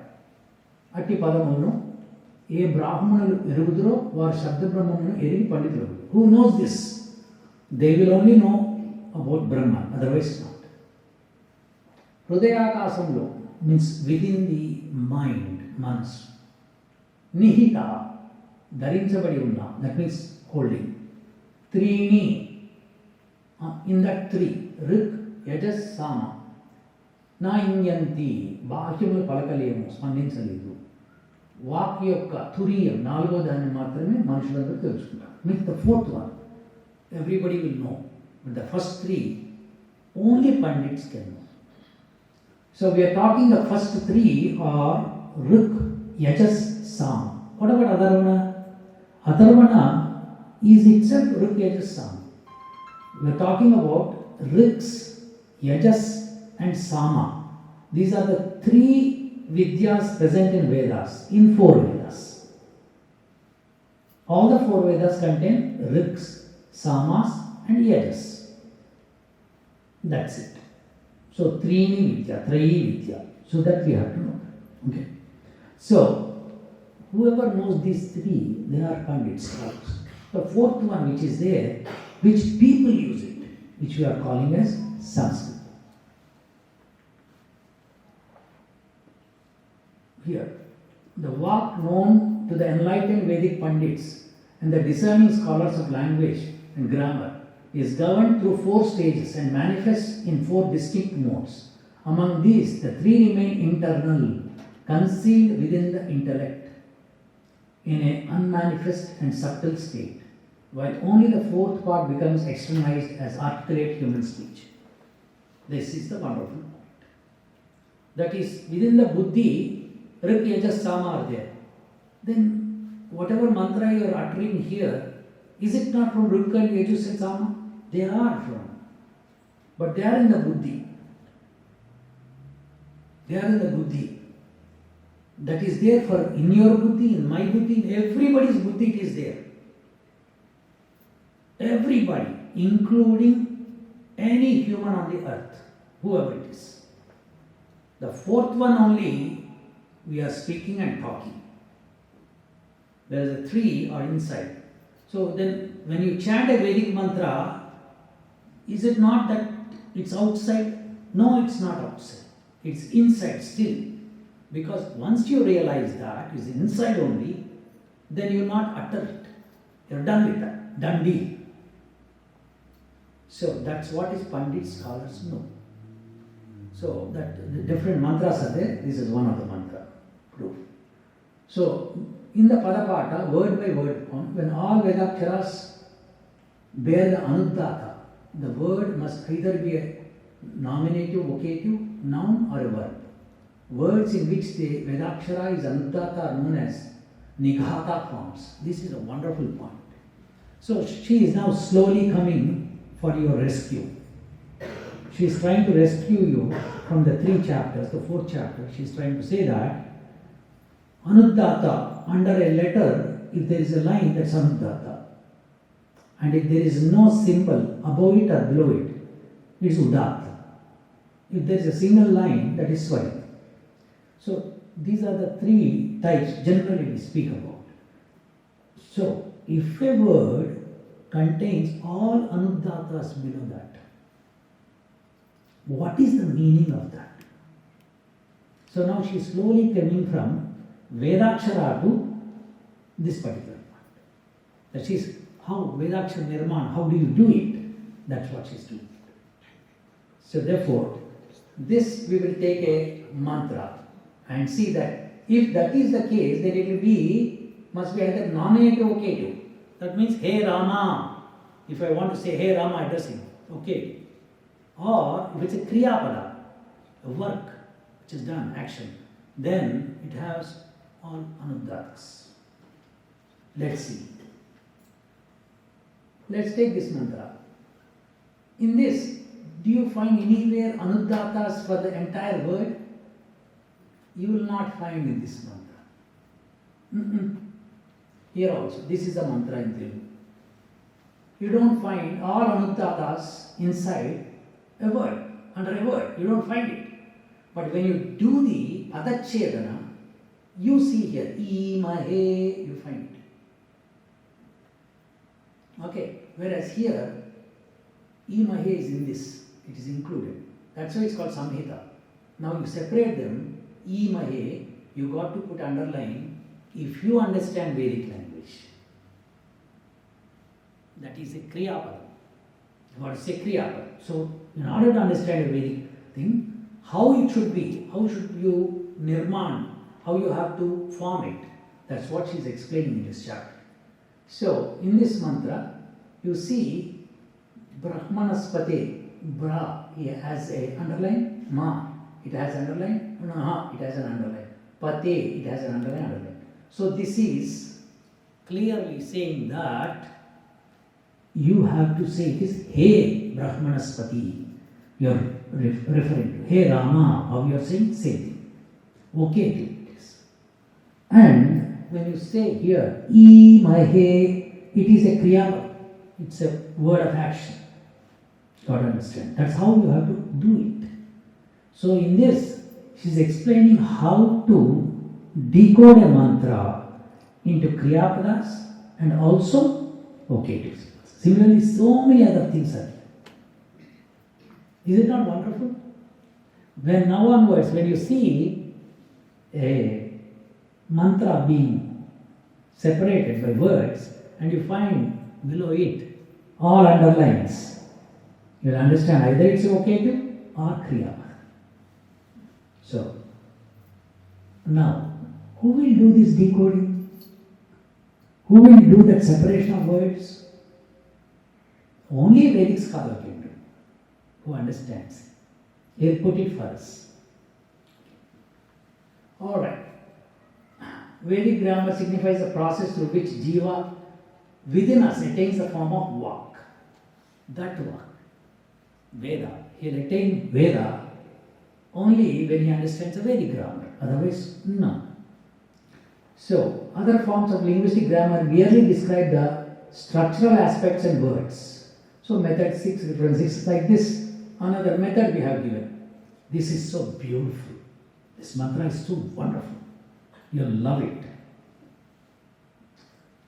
It's in Devanagari Lipi here. Chatvari Sringa. So, in this mantra, Chatvari Sringa. So, let's see. Chatvari Sringa. Sringa means, horns, isn't it? So, Chatvari Sringa, in which grammar has 4 horns, 3 legs, 2 heads, 7 hands. That is Vedic grammar. 2 heads it has, 7 hands it has, 3 legs it has. Here, one part of the mantra is done. So that is, 3 legs are past, present, future, on which we walk. And then 2 heads, that sip and tip, that is namavachaka and kriyapadas, nouns and verbs. And 7 hands, 7 vibhaktis, which we have.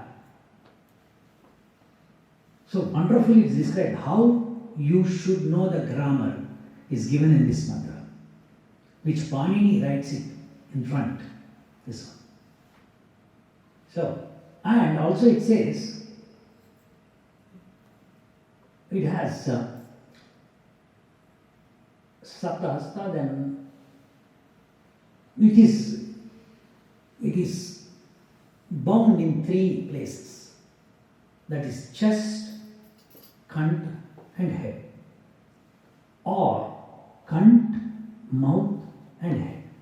So what is this? That means the sound, rura. See here, now you will be happy to see this one.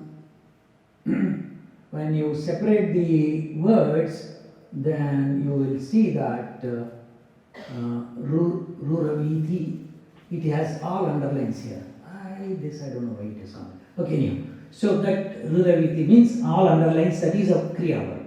So it shouts. So with 3 portions, the chest and the throat and the mouth, through which we can speak. So this vyakarana comes. After you know the vyakarana, you will know from where to speak.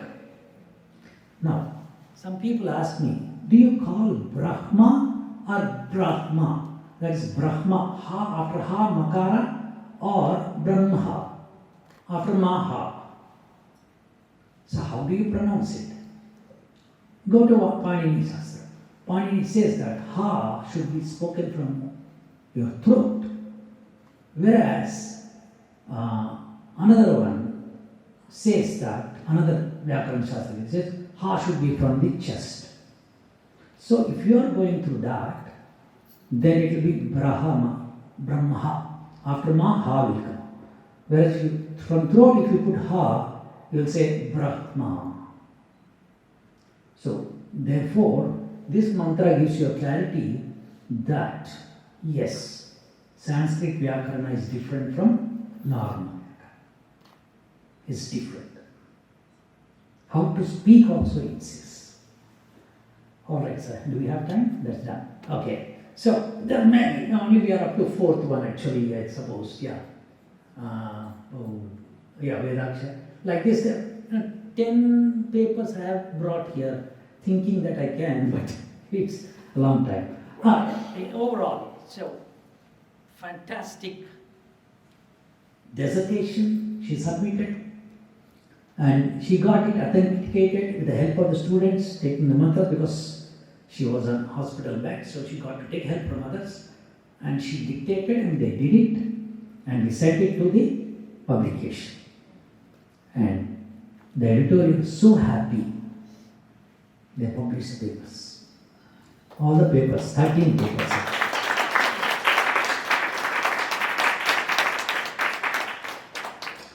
And now tell me, does she deserve a PhD? Yes. Yes. Then I'm going to sign the book, okay? Right?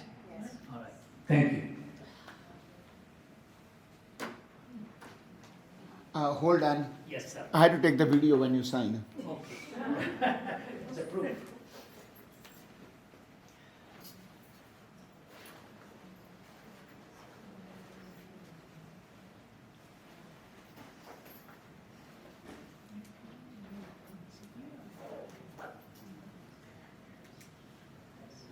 All right, so, ladies and gentlemen, may I? Yes. Yes.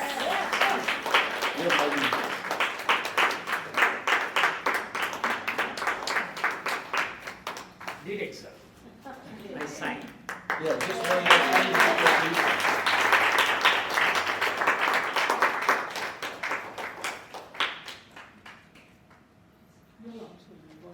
One more time.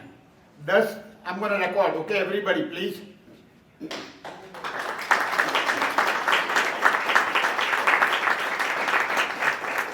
Does she deserve PhD? Yes. Does she deserve PhD? Yes. Thank you.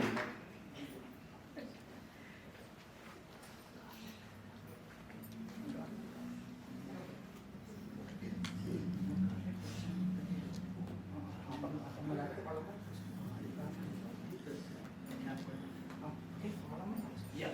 So now the Vedic tradition is that the student who got a PhD like this will be garlanded and shawl, and then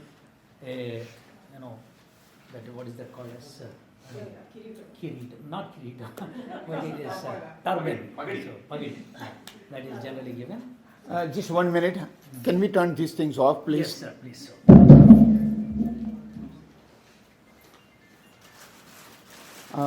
Jesus Christ. Hold on. You have to hold on for 1 minute. My battery is off. Do you want? You don't want this background here? I'll just. 1 second, please.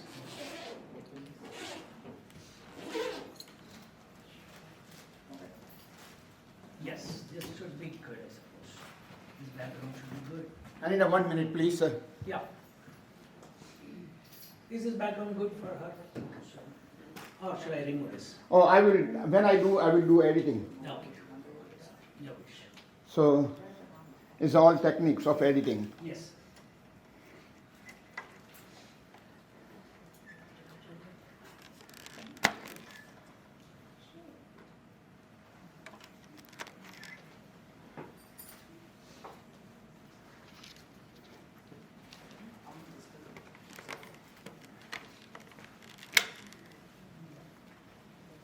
Hold on.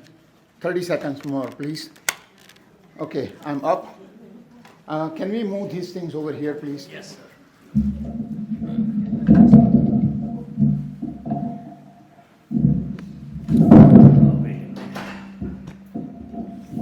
Okay.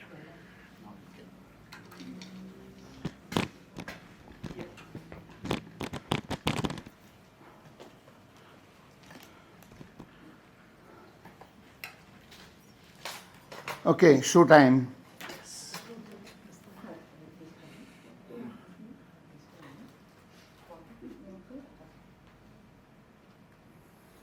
I know she can stand up now.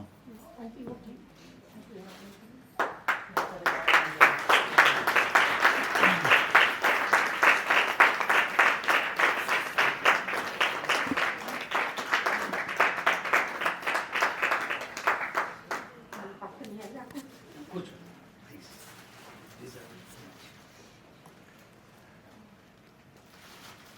పూర్వపక్షం ఉత్తరపక్షం There are-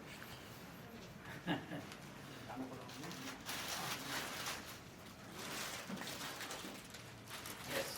Please.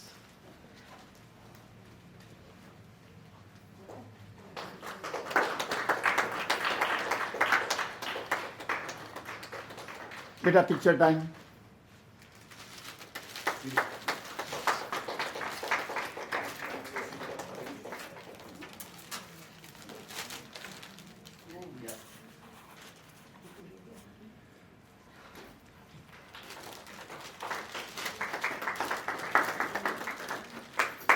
Yes, now coming.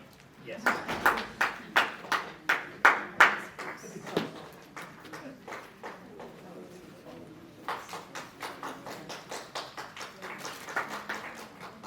Number 4. Right?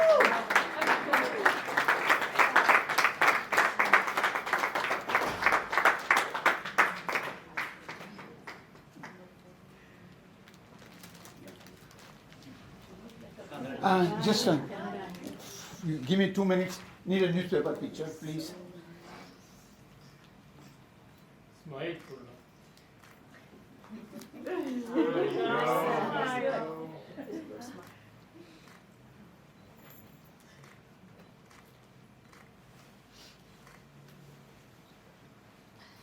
1 minute, please.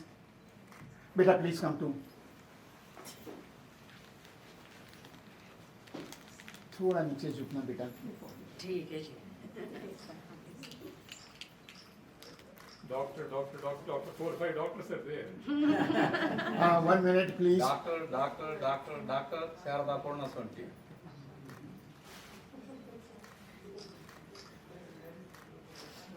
Wow.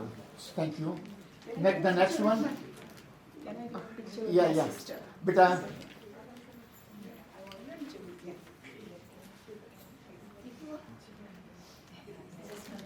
1 minute, please. I'm glad I saw that. Okay, please, everybody. Big smile. Madam, please. No, it's okay.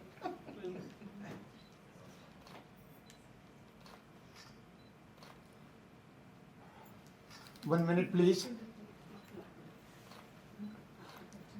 Wow. Thank you, sir. Thank you, Okay. sir. The next group, please. Let's go one by one group, please. One second. Oh, yeah, you should be. No, not that. Sir, before, madam, hold on, please, sir, please go. I think you are the first one, we should do it.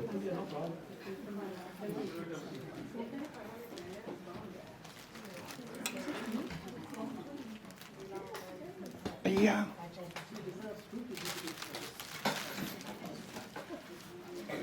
Okay, can we hold the photo session till auntie's response? Yes. Because he has to leave, so we'll have auntie's response, then we'll have the Okay, photos. okay. Yeah.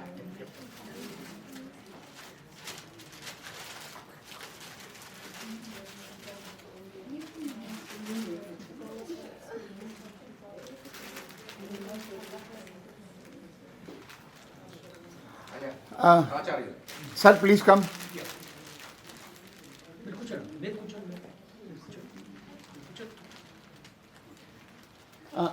I'm sorry, but you need to put a little bit up. Yeah, just a little bit, not much. But this is perfect.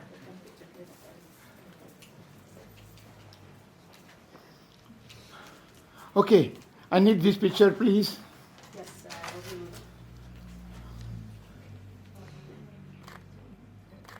Hold on. I'm not done. Madam, please. Sarada ji, please. I should not say Sarada ji, I should say Dr. Sarada ji. Beta, please join.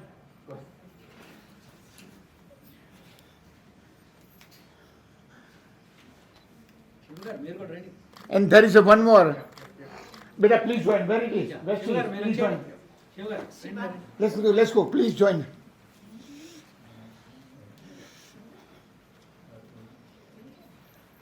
I'm sorry, I'm just too picky. Sir, please come here. Beta, you go there. Sorry. It's okay, no worries. Beta, come in the side.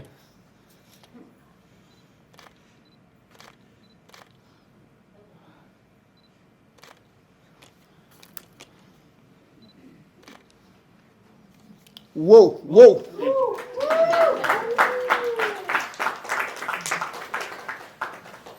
Before we invite Dr. Sarada Purna to come, I want to share a small snippet of, it is sort of a joke. Sir, please come in the center and Sure. no problem.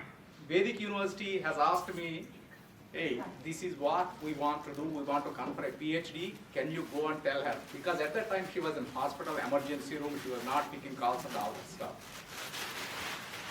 When I went there, Ravi was with me. He can vouch for it. Ravi was there with me.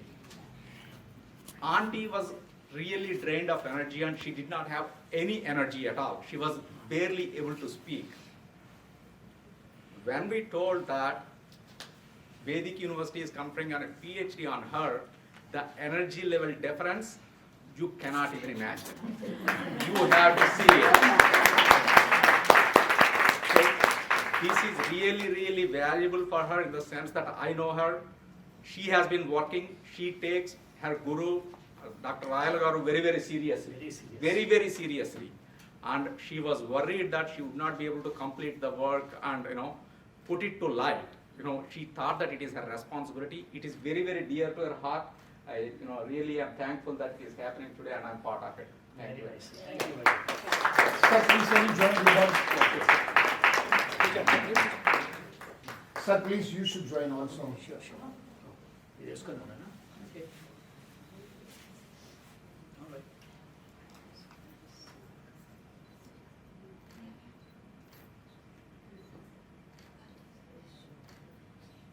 Thank you.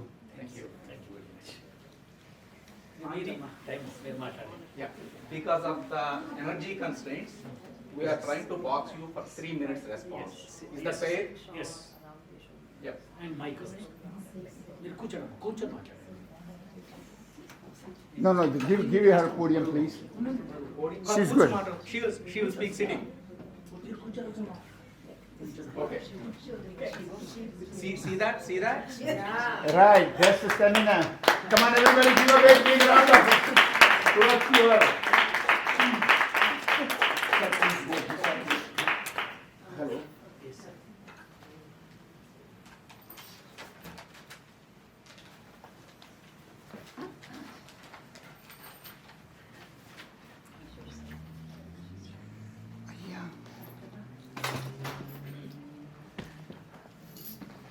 अहो अज्ञः सरस्वती प्रचेतयति केतुना धियो विश्वा विराजति. Dear friends,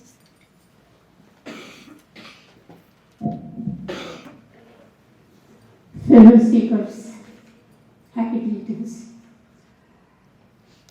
This is my most privileged, rewarding, happiest moment to receive this document, PhD degree citation from University of Applied Vedic Sciences, and from the hands of founder, President, Acharya, Dr. Venkata Chaganti.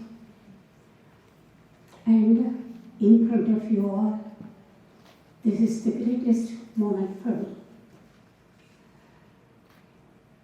While I am thinking about my gurus, my guides, my mentors, at this present moment, who made that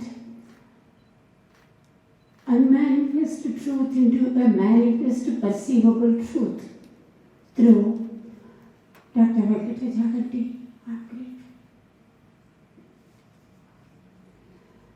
We gathered here to celebrate the contemporary celebrations of Veda and Veda Vamaya. Shantaye Samarpayami. 3 decades ago, the urgent and long-standing need for studying human utterance, which is exclusive to human being and human race, pressed me so hard that I could resist it. And Guru Darshana happened. I had to make a choice between traditional mechanic of Sanskrit and other worldly languages.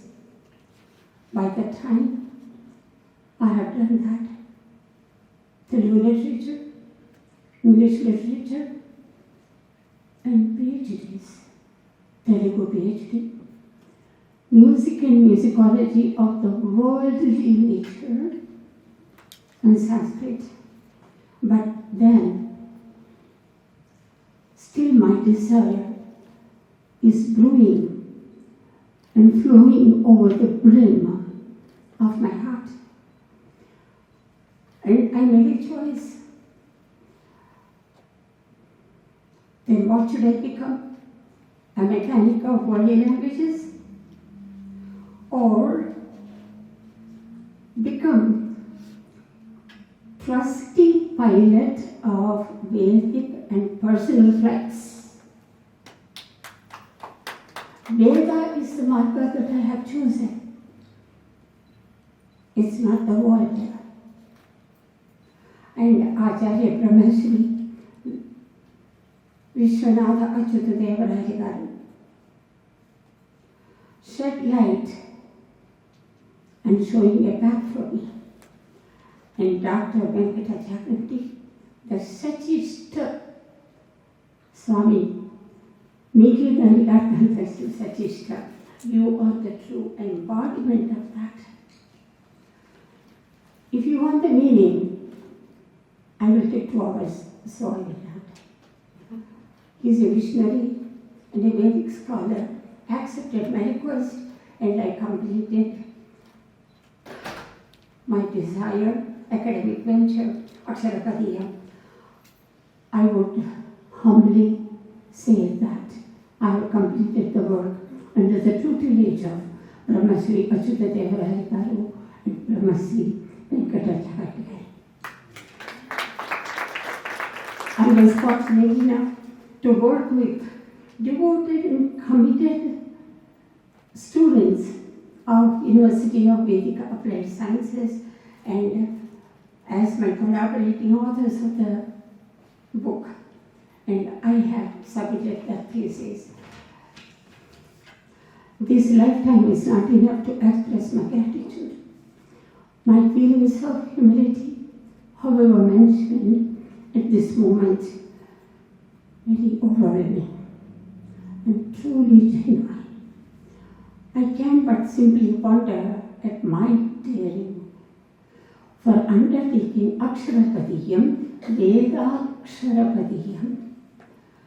I hope some of you will spare time and understand most relevant and center point of human life and race. Over a time period of millennia, we can't measure the time, to gain a gift of life in present. You all are here, sparing your time, your life, and you have tuned your own hearts and minds, the rational minds, analytical minds, experiential minds, emotional minds. All putting together, you make one, and you sat here listening to all this. Aksharapadiyam is not about yesterday or today or tomorrow. It is Kalavadhi, Kalanchalamu Datinati. It surpassed the time, the space, and the person. The reason for this thesis is just to know ourselves. It is not about a language. It is not about a particular culture, particular time period, or a race, or a continent, or anything. It's much beyond all these things. That means the beyond is none other than every one of us. Every one of us. We all have it. We need to shed the light inwardly and bring the light to us, and we need to glow like the sun himself. My dear friend, Shiva gave me only 3 minutes. I think I took more time. What a fate. Paramatma Anurakti, Bhagavat Shakti, Veda Jnana. Anurakti, Bhakti, Jnana. ఈ 3 కూడా మనోబుద్ధి చిత్తాహంకారులైన మనందరికీ సమానం.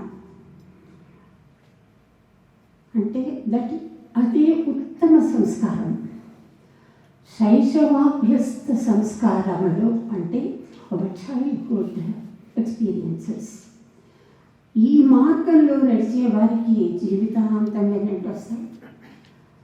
దేశకాల వ్యక్తులతో సంబంధం లేకుండా వస్తాయి.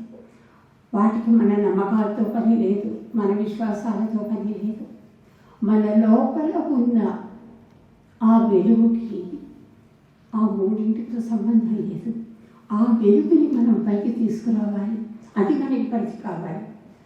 యోగ రహస్యాలని కానీ, వేదాంగ శాస్త్ర నిర్వచనాలని కానీ, సూత్రాలని కానీ వేదాంత శాస్త్ర మర్మాలని కానీ అక్షర సంహిత రూపాలుగా వేద మంత్ర వాంగ్మయం మనకి అందించింది.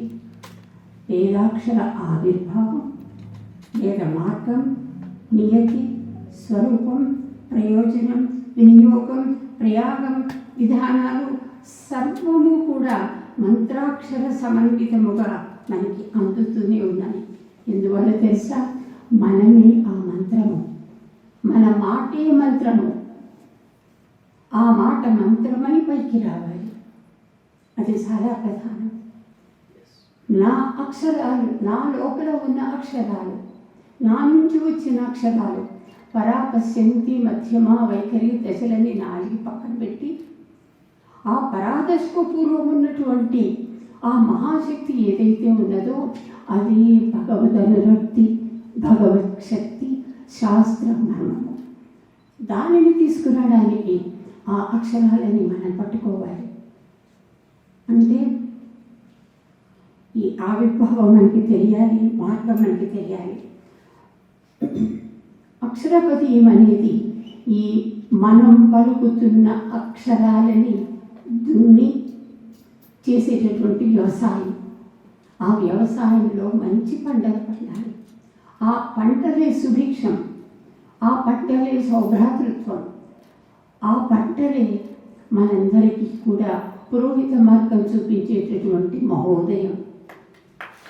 ఆ మహోదయానికి మనం ఇవన్నీ కూడా అందజేయాలి.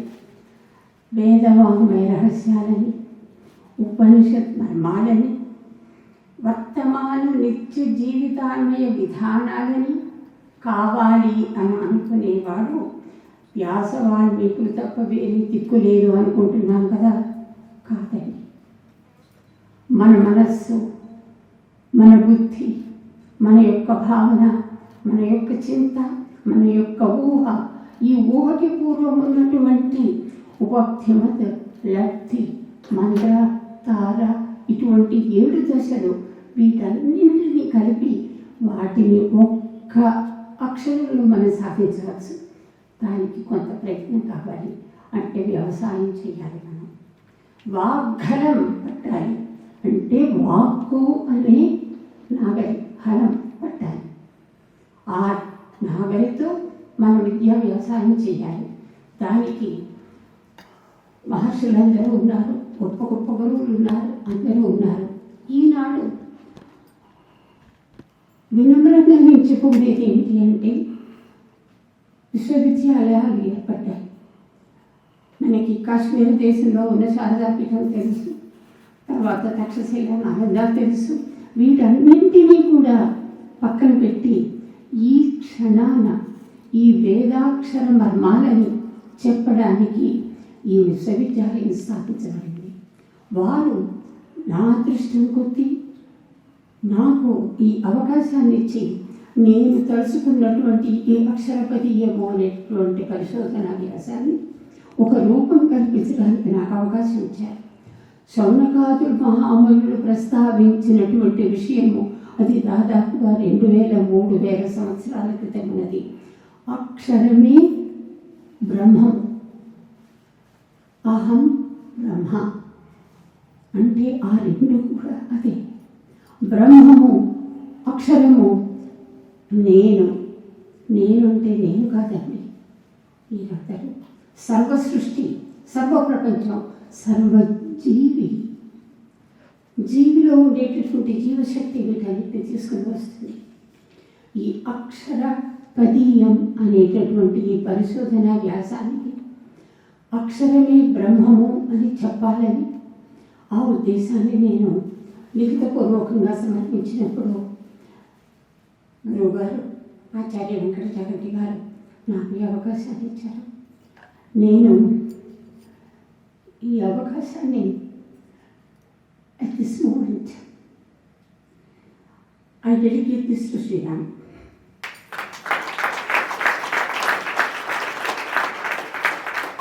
My uncle stood by me all the way through, and he just took a step forward, that's all. And మీ మీకు కృతజ్ఞతలు నేను చెప్పలేను, ఎందుకంటే ఇది మాటలతో నేను చెప్పేది కాదు. అందరికీ నమస్కారం.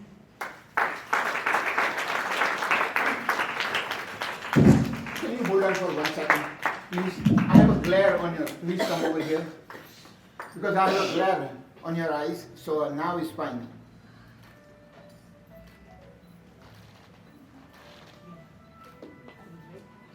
Sir, can you join with that you signed the paper? Okay, sure. Yeah, please. So I'm now- sorry, just a few more things. Yeah. Please. Now you guys giving me right when I said the energy. This is what energy is. No, sir, we have to come here. We can take the picture All right. and the video both.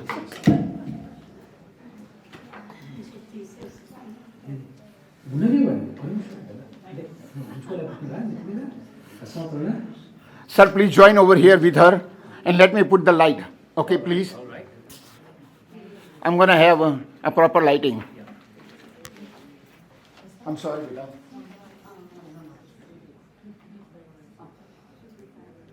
Okay. Only he knows how to switch on. Hello, madam. భలే వాళ్ళే. Okay, please, everybody. No. Picture is slightly over focus. No good.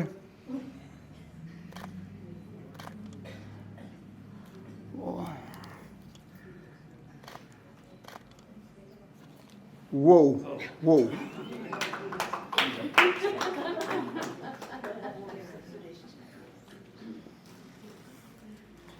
Sir, please join.